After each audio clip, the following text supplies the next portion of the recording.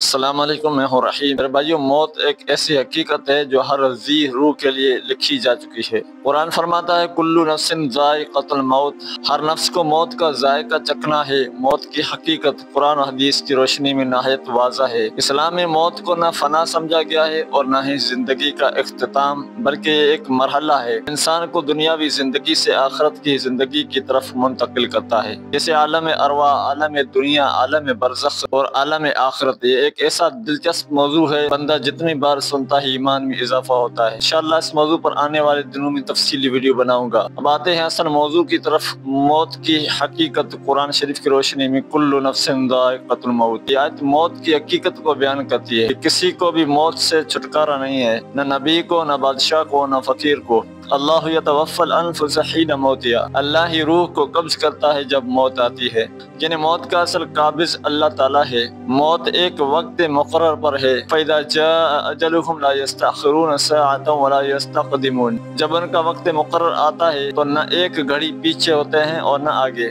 موت کی حقیقت حدیث کی روشنی میں فرمایا کہ موت قبر اور آخرت کا پہلا دروازہ ہے۔ نبی کریم صلی اللہ علیہ وسلم نے فرمایا قبر آخرت کی پہلی منزل ہے، اگر اس سے نجات ملی تو آگے آسانی ہے، اور اگر اس میں ناکام ہوا تو آگے سختیاں ہیں۔ نبی کریم صلی اللہ علیہ وسلم نے فرمایا موت کو کثرت سے یاد کیا کرو، کیونکہ یہ خواہشات کو توڑ دیتی ہے۔